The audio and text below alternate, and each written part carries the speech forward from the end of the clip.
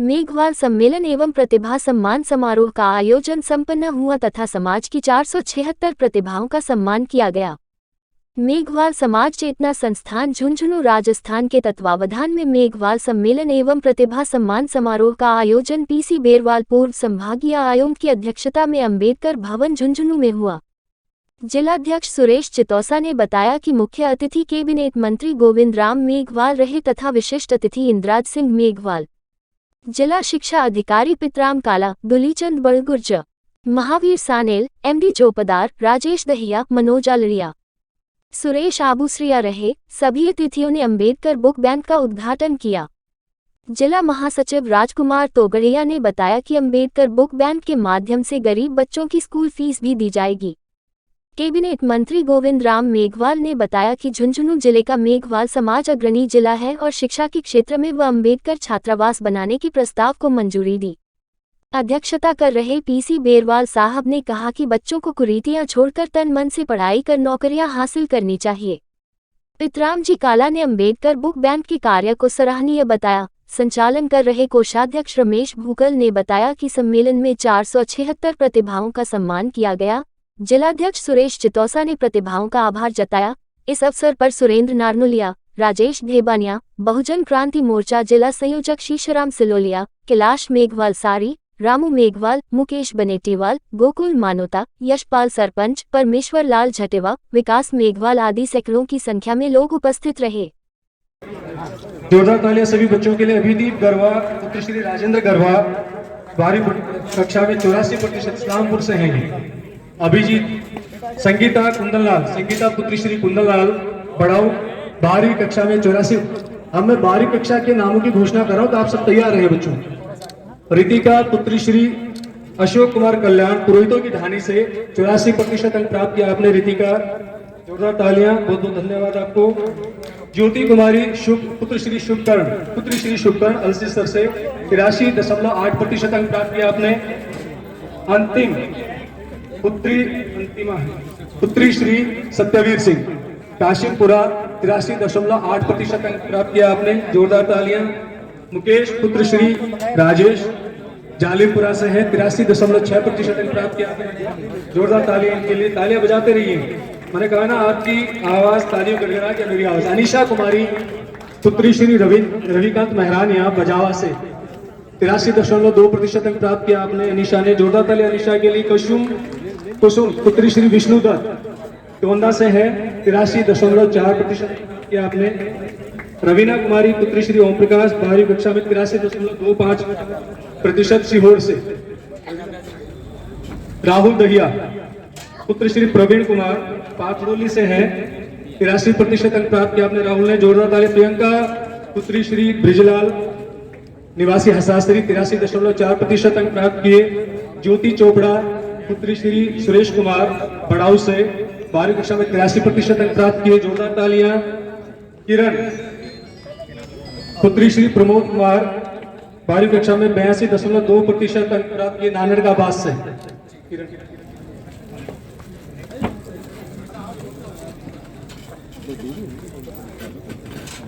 ये 10वीं वाले तालियां बजाते रहो, आपका नंबर नहीं है फिर आपके लिए नहीं बजाएंगे, देखो सीधी सी बात है ना। इस हाथ में दूसरे हाथ में।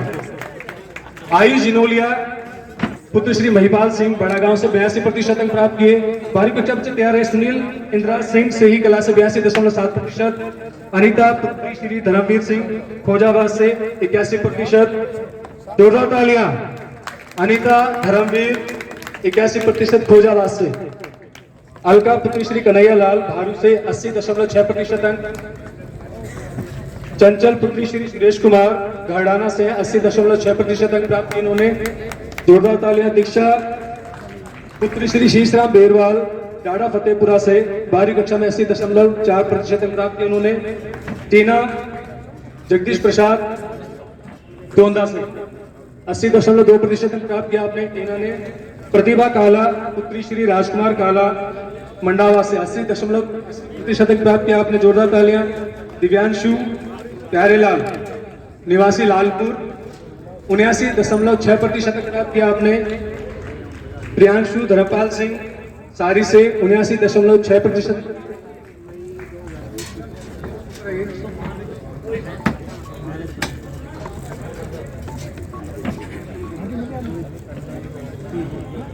मोनिका कल्याण पुत्री श्री ओम प्रकाश कल्याण सीकर से 79.6% अंक प्राप्त किए, जोरदार तालियां।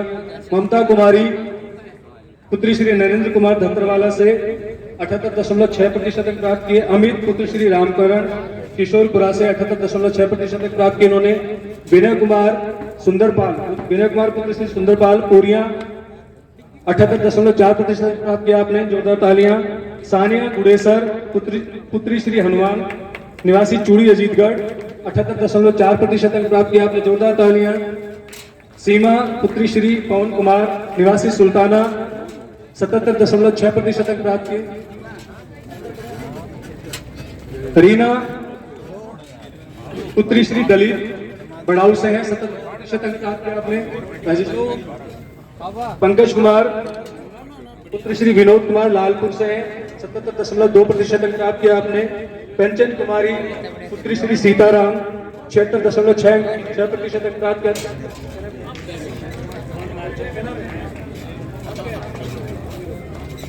वंश चावला पुत्री श्री पुत्री वंश चावला डॉक्टर बीके चावला गुड़ीवारा से 12th क्लास में 76% अंक प्राप्त किए, जोरदार तालियां। निशिका पुत्री श्री राजेश कुमार सारी से हैं 76.4% अंक प्राप्त किया आपने। कोमल पुत्री श्री पप्पू सिंह बुगाला से 75.8% अंक प्राप्त किया आपने, जोरदार तालियां। पूजा कुमारी पुत्री श्री विजेंद्र कुमार काशनी 75.4% अंक प्राप्त किया आपने। आंचल कुमारी पुत्री श्री संजय कुमार अंबेडकर नगर जयपुरा से हैं, इन्होंने 75।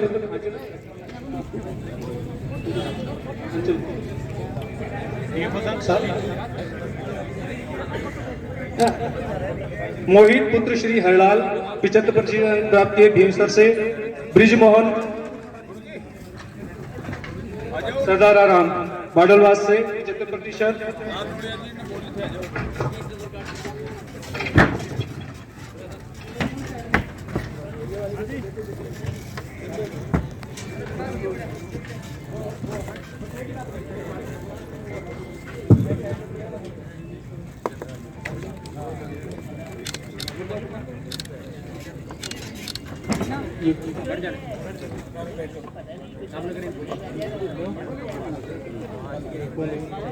बूंद कुमारी पुत्री श्री दिलीप सिंह मेघवाल ओस्टू से अमेरिका में अध्ययन रहता है, आईएएस की तैयारी कर रहे हैं, जोरदार तालियां।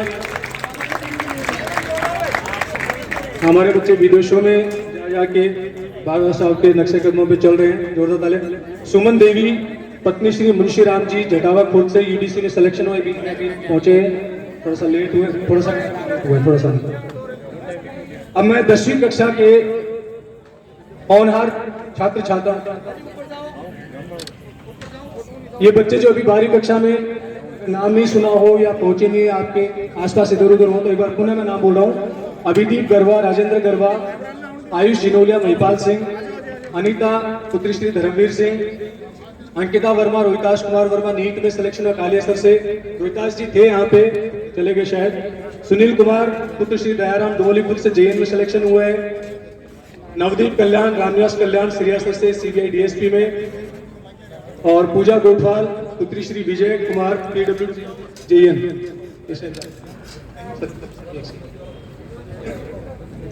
10वीं इसी बीच प्रताप जी हैं सारी से, इन्होंने 5100 रुपए की घोषणा की है, एक बार जोरदार तालियां प्रताप जी के लिए।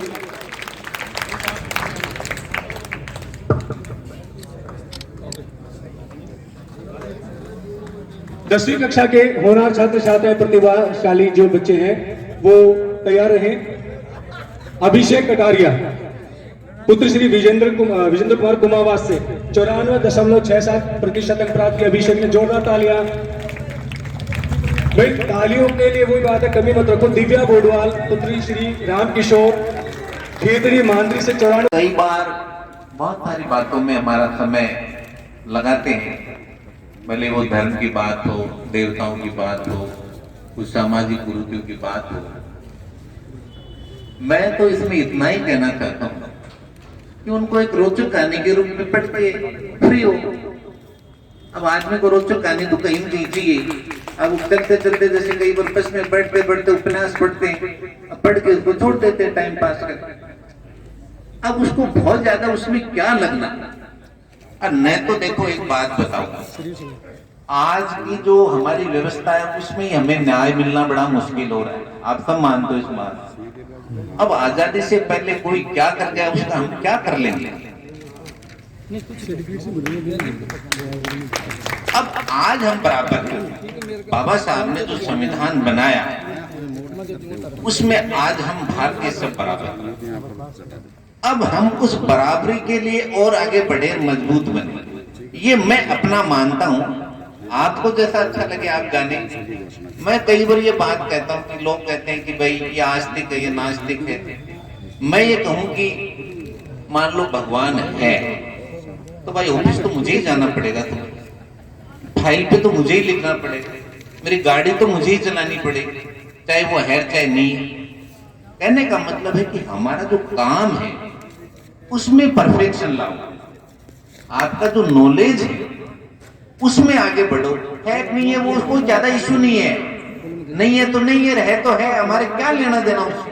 जब हम फ्री हो जाए कभी अध्ययन कर लेना उस संबंध में, विचार कर लेना, जैसे रैदास जी ने किया, कबीर जी ने किया। अभी जो हमारे इसको कहते हैं ना कि चार हमारे पुरुषार्थ हैं, धर्म अर्थ काम मोक्ष। मैं ये कहना चाहता हूँ कि हमारे लिए महत्वपूर्ण है अर्थ। हम किस प्रकार आर्थिक रूप से मजबूत बने, क्योंकि हजारों हजारों साल की बंदिशें थी, अवसर नहीं था, बराबरी नहीं थी। तो हमारी जो प्रतिभा थी, हमारी जो बुद्धि थी, हमारा जो साहस था वो कुंठित हुआ, रुका। और जब मौका मिला, बाबा साहब को तो देखो विपरीत परिस्थितियों में भी निकल के आ गए, लेकिन हमें तो एक मौका मिला हुआ। अभी मेरे को एक बच्चे के 99% सुना मैंने, मुझे बड़ा आश्चर्य हुआ कि अब देखो, अब कोई ये कह सकता है कि हमारा बच्चा कमजोर है। 94%, 85%। तो कहने का मतलब हमारी प्रतिभा को हम आगे से आगे लाएं। और देखो हमारा एक रिजर्वेशन है 16%, 17% आबादी के साथ, लेकिन हम 30% आ जाए इसमें हमें कोई रोक थोड़ी पा रहा। हम हमारी मेरिट से अगर 30% आ जाए तो कोई रोक थोड़ी है। आप पढ़ो, ऐसे जो इंटेलिजेंट बच्चे हैं वो जनरल मेरिट में आए हुए 20 बच्चे, ताकि जो हमारे जो कुछ बच्चे जो किन्हीं कारण से जिनके नंबर नहीं ज्यादा आए पाए, उनकी इकोनॉमिक स्थिति नहीं, एजुकेशन नहीं थी, वो उस मेरिट में आवे, रिजर्वेशन में। होशियार बच्चे हमारे मेरिट में आवे, जनरल मेरिट में आवे। ये मैं आपसे कहना चाहता हूं। अभी आज आपको हम सम्मान देंगे आपको प्रतिभा के रूप में। तो इस प्रतिभा के रूप में जब आपका सम्मान हो गया तो आप पे एक भार आ गया, एक दायित्व आ गया, एक जिम्मेदारी आ गई, एक चुनौती आ गई। क्या? इस प्रतिभा को दिनों दिन उत्तरोत्तर आपको और ऊंचे ले जाना है। तब तो इसका मतलब है। अब रही बात हमारे समाज की, या हम स्टेज पे बैठे हम इतना कर सकते हैं कि आपकी कोई आर्थिक मजबूरी है, आपकी छात्रवृत्ति की मजबूरी है, वस्त्र ड्रेस की मजबूरी है, कोचिंग की मजबूरी है, वो आप हमें बताएं। मैं आपको फिर कहता हूँ चित्तो साहब, आप जैसा हमें कहेंगे कम से कम इन 3 बातों में, ड्रेस के बारे में, कोचिंग के बारे में, फीस के बारे में, मेरे से जितना होगा आप कहोगे मैं देता हूं।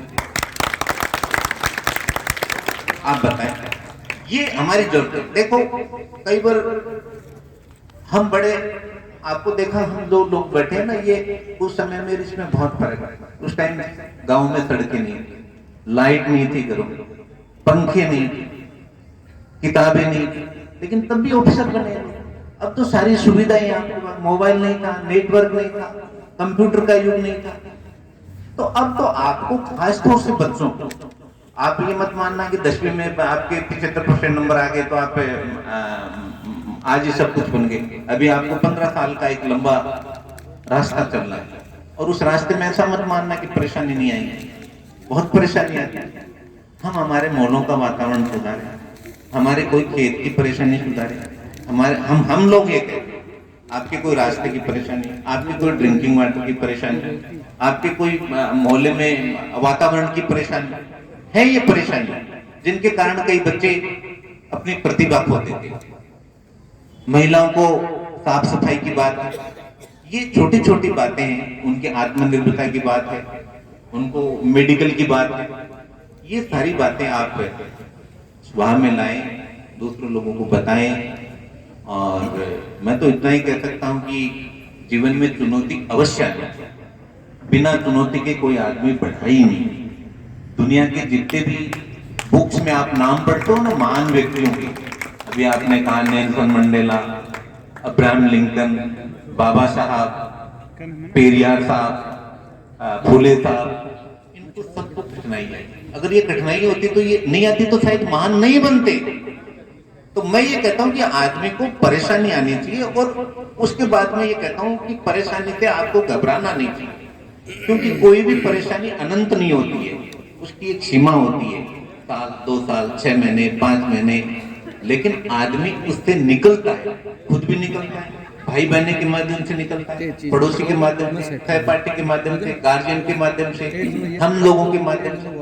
इसलिए कभी भी आप चुनौतियों से, परेशानियों से घबराएं नहीं। ऐसा कोई व्यक्ति नहीं है जिसके, आप ये मत मान लिए कि मिनिस्टर बन गए तो उसकी परेशानी नहीं है, उसके आपसे ज्यादा परेशानी है, उसके इतने ज्यादा दुश्मन है कि आप पूछो मत। उसका सारा दिन ही उसी उधेड़-बुन में लगा रहता है कि कौन आज मेरे विरुद्ध चला गया, कौन मेरी गलत बात कर रहा है, कौन मेरी छाप दी, कौन से मेरे बोर्ड तोड़ दी। उसके तो इतनी परेशानी है क्या पूछो मत। है वो कैबिनेट मिनिस्टर, आपको लगता है ना कि राजा, मैं कहता हूँ राजा बनो, बहुत अच्छी बात है, ये बात नहीं है। एक कोर्ट कहा गया कि भाई स्वर्ग की बजाय नरक का राजा बनना जाता है, क्योंकि उसमें स्वतंत्रता है, उसमें समानता है। लेकिन राजा नहीं बन पाए, भाई सब नहीं बन पाए, लेकिन कम से कम वो राजा जिसको आपको बनाया वो आपकी बात तो सुन ले, ये तो अपने में होना चाहिए। जिसको आप राजा बनाया वो आपकी बात सुने, इतनी तो आप में मादा होनी चाहिए, इतनी तो आप में ताकत होनी चाहिए, इतनी आप में बुद्धि होनी चाहिए, इतनी अपनी बात रखने की ताकत होनी चाहिए। ये अपने में कम से कम ये बात हो।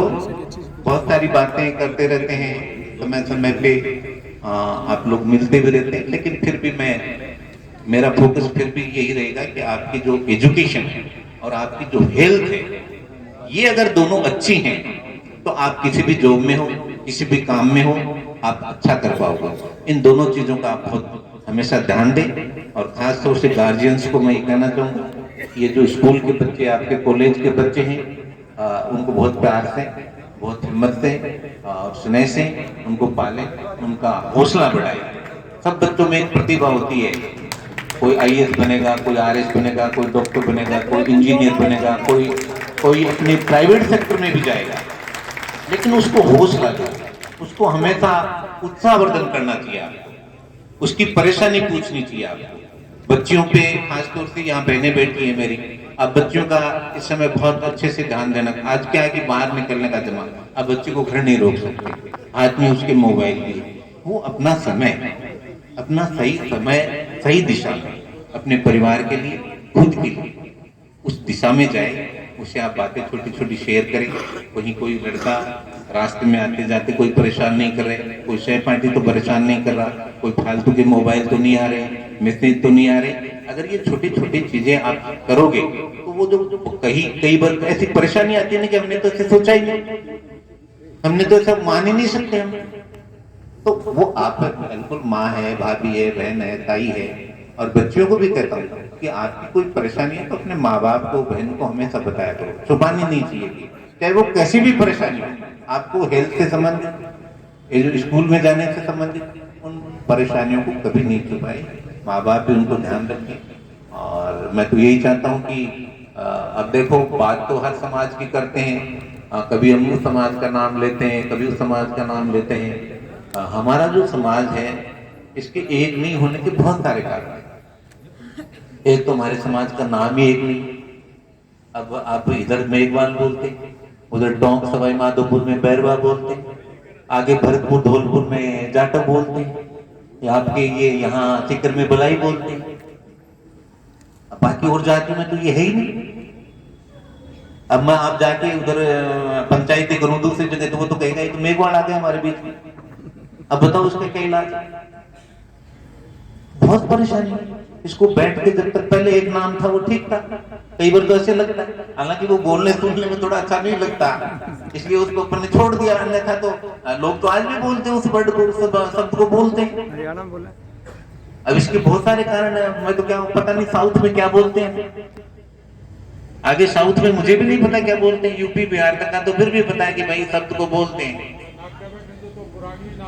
तो अब जब तक अब एक कोई बात है ना, एक नाम नहीं है हमारा, एक नाम नहीं है हमारा, आप बताइए आप कैसे करोगे आप? तो इस पे भी विचार करो कि भाई कोई एक कॉमन नेम, मुझे तो लगता नहीं हो पाएगा, लेकिन विचार का विषय तो है ना। और ऐसा तो कोई चीज नहीं है कि समस्या नहीं होती है। और खास तौर से जो हमारे कानूनी, देखो हमारा समाज गवर्नमेंट की बात नहीं है, सरकार ने हमारे लिए प्रोटेक्शन लॉ बना रखे हैं, स्पेशल कानून बनाए हैं जो केवल हमारे लिए ही है। एट्रोसिटी का एक्ट है वो केवल हमारे लिए ही। ऐसे बहुत सारे कानून है कि आपके टेनेंसी एक्ट में एक प्रोविजन है कि खेती की जमीन हम दूसरे को नहीं बेच सकते, लेकिन बेच खाई लोगों ने। ये कानून है कि शेड्यूल कास्ट की जमीन दूसरे को नहीं बेच सकता वो नॉन शेड्यूल कास्ट को, लेकिन बेच खाई नहीं खाई, और भाई लोग तैयार बैठे बेचने में। आज वो जमीन भी रख लेते तो आज वो करोड़पति होते। खाली जमीन ही नहीं बेचते वो खाली, और ऐसे थोड़ी है कि वो भूख मर रहे थे। पर अब राजा की तरह अगर शाम को दारू पिएगा तो बेचनी पड़ेगी। और ज्यादातर लोगों ने, जो मेरा अनुभव है, वो इसी कारण बेचे। अब या तो राजा बन जाओ दारू पी के, या जमीन रह के करोड़पति बन जाओ, दोनों में से एक चीज है हो सकती है, दोनों तो नहीं हो सकती। तो मैं तो अभी भी ये, मैं हमेशा इस मन से बात कहता हूँ कि भाई अपनी जमीन को मत बेचा, बचाने की कोशिश करो, क्योंकि दुनिया में आज झगड़ा लड़ाई का ही है। पूरी दुनिया के अगर युद्ध को आप देखो तो दो चीजों पे हुए, या तो धर्म के नाम पे या जमीन के लिए। अब जमीन अपन इतने मतलब दानवीर कर्ण से भी दानी है अपने वाले लोग, उससे भी कम है, पॉकेट में बेच दी होगी कईयों ने। तो अगर अपन कोई इसका सर्वे करे तो इतने कम सस्ती बेची होगी कि सारी जो कर्ण था ना सबसे बड़ा दानवीर, उससे भी बड़ा नाम निकलेगा उसका। अब क्या करें इसका बताइए। जहां भी कस्बे हैं और जहां भी नई कॉलोनी बची है, जब भी मैं पूछता हूं कहता ये हमारी जमीन थी, अब नहीं तो आपका नहीं खरीद सकता। तो इसलिए कहता हूं जो बच गई, अच्छा हमारे लोग खेती नहीं करते, और सारी कौम खेती करती है मेहनत, हमारे लोग नहीं करते। अब इस पे विचार करना पड़ेगा। अब सारी तो नौकरी तो जैसे कहते हैं ना, एक तो प्राइवेटाइजेशन हो रहा है, और एक नौकरी का परसेंटेज है वो, आप इंदिरा जी मैं आपको बताऊं 1% है पूरी आबादी का, चाहे वो इंडिया का देख लो चाहे राजस्थान का देख लो, 1% के लगभग सरकारी नौकरी होती है। ये आज भी, कल भी, परसों भी, 50 साल बाद भी इतनी रहेंगी। तो अपने को जब बहुत क्षेत्र खुल गए, पढ़ाई गई, तरह तरह की डिग्रियां हो गई, तरह तरह की स्किल एजुकेशन है, तो जो भी बच्चे, और मैंने तो देखा है कि कई बच्चों ने अधिकारियों से अच्छा किया है प्राइवेट करके। ठीक है, हम ये मानते हैं कि सरकारी अधिकारी है तो उसकी एक गाड़ी है, उसका एक ऑफिस है, उसका एक स्टाफ है, उसके आगे पीछे है, लेकिन समय के साथ जो 40 साल पहले थी वो ऐसी बातें नहीं आ रही। आपने खुद ने देखी होगी, क्योंकि जब समय बदल गया, अवेकनिंग आ गई, एजुकेशन आ गई, लोगों को बहुत तरह तरह के अधिकार दे दिए।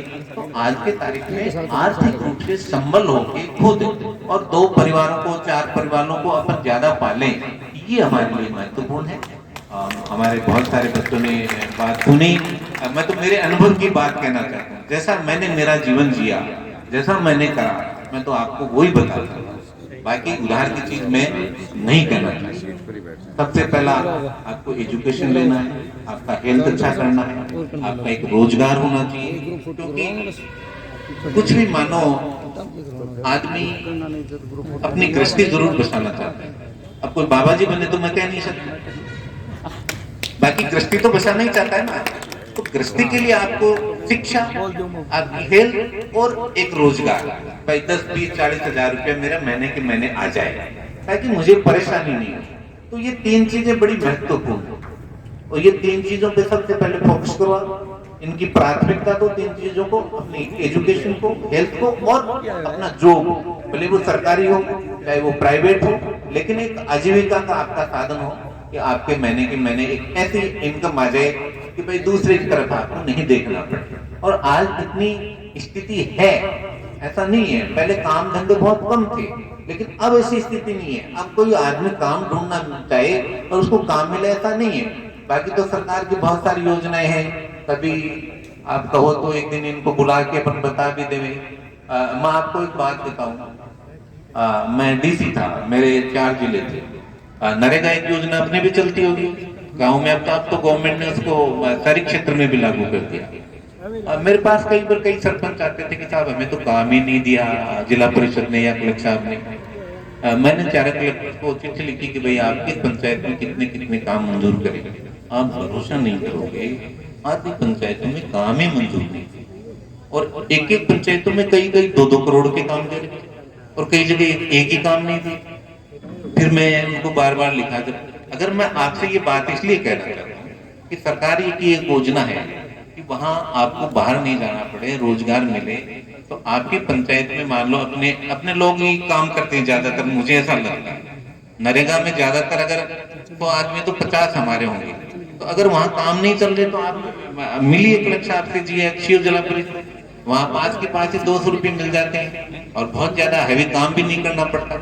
तो अगर सरकार की जो योजनाएं हैं, ऐसे बहुत सारी योजनाएं लोन की भी है, प्रधानमंत्री आवास योजना की, एक ड्रिंकिंग वाटर की बात कर रहा था, सरकार की जलता जल मिशन योजना है।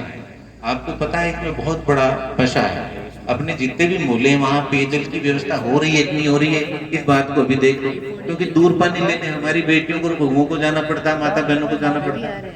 अब इस चीज का समाज ने कहीं इस चीज को देखा है नहीं देखा कि भाई किन मोहल्लों में पानी पहुंच रहा है नहीं पहुंच रहा। रोजगार की प्रॉब्लम है कि नहीं? जो बेरोजगार बच्चे हैं उनको लोन दिला पाएंगे, उनको कोई ट्रेनिंग दिला पाएंगे? अगर किसी ने ट्रेनिंग ले ली तो कहां बात करके उसको जॉब लगवाएंगे? ये चीजें आप ज्यादा ध्यान करिए कि तो जब फ्री हो जाओ और जब आप सारी चीजें उस टाइम खूब पंचायती करो, बोले कौन मना करता है। जैसे अभी कह रहे थे कि वो सारे दिन ताश खेलते रहते हैं, तो ऐसे ही वो पहले ताश नहीं खेलते थे, ऐसे कहानियां लिखते थे, वो कहानियां लिख के चले गए। अब वो उनकी चलती थी तो वो हमारे विरुद्ध लिख के चले गए। पर ये भी एक जोरदार बात है कि 2500 साल 5000 साल हम भी बोले ही नहीं कि भाई तू हमारे साथ ऐसे कर क्यों रहा। ये भी एक बड़ी जोर बात है। जोरदार बेटा भाई, ऐसी क्या बात है? ऐसा नहीं है कि कहीं नहीं बोले। आप जब हिस्ट्री पढ़ते हो तो कई बार कई आदमी है, उन्होंने बहुत बड़े आदमी को मार दिया कि भाई तुम मेरे साथ ऐसे कर सकता है। अब मुझे नहीं पता अपन लोगों ने ऐसे क्यों नहीं बोला कभी भी। ये भी एक सोचने बात है, क्या वास्तव में डीएनए खराब है? अब पता नहीं, मतलब एक बात करूं तो बात चल गई, जब कह रहा हूं कि मतलब कह रहे कि आप यहाँ नहीं बैठ सकते, यहाँ नहीं उठ सकते, ये नहीं लगते। अरे भाई संख्या में तो ज्यादा थे ही थे भाई, संख्या में तो ज्यादा थे ही ना, तो कुछ भी नहीं किया। कभी पढ़ने को नहीं मिलता कि किस किया। पर एक बात बताऊं, मुझे पिताजी बताया करते थे, ये जो हमारी खेती की जमीन बल्लरिया में, हम कुंदगढ़ में, तो एक बारली बहत होती है आउट रेंज में। ये एक बार आरएस में भी क्वेश्चन आया, तो बल्लरिया की जमीन लगती थी तो ये लगान लेता था बल्लरिया वाला, लेकिन रहते थे तो हमारे इसने भी लगा दिया, मुकुंदगढ़ ठाकुर ने भी लगा दिया। तो कहता मोहल्ला छोड़ के सारे चल पड़े कि हम तो खेतों में रहेंगे। तो कहते हैं कि ठाकर दास घोड़े पे बैठ गया, हाथ जोड़ के बोला नहीं ऐसे मत करो, मैं नहीं लूंगा आप वापस। ये बात मुझे कहा। तो ये भी एक सोचने की बात है कि हमने कभी विरोध क्यों नहीं किया, संख्या में ज्यादा हो गई, और अब भी नहीं करते। ये और बता दूं मैं आपको, अब भी नहीं करते कई आदमी, और कई करते हैं तो कई साथ नहीं देते। तो कहीं न कहीं हमारी जो कमजोरी कहूं, अवगुण कहूं, दुर्गुण कहूं, कुछ भी मान लो, कमजोरी मान लो, हमें हमारी कमजोरियों को भी दूर करना चाहिए और विचार करना चाहिए बैठ के समाज में क्या क्या अकुरुति है। अब ये अभी चित्तोषा जी कहते हैं कि भाई हमने मृत्यु भोज छोड़ दिया, अच्छी बात है। मेरे तो याद नहीं आता मैंने कभी मृत्यु भोज खाया, हमारे पिताजी नहीं खाते थे इसलिए मैं तो याद नहीं कि भाई हमने खाया। अभी ये कह रहे थे कि वो अस्थियों का विसर्जन वो रोक दिया, अब वो कंकर बंद कर दिया, मतलब कहीं नहीं जाते, मतलब उनका क्या किया, इकट्ठी नहीं करते हो। क्या होना जी वो अलग अलग नहीं, जहाँ फंक्शन में करते हो वहाँ फिर इकट्ठी करते हो क्या? यहाँ से अभी और बैठ जाओ, नीचे बैठ जाओ,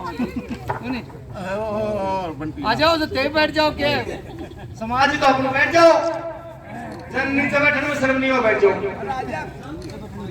आगे। Thank you. अब अपना प्रोग्राम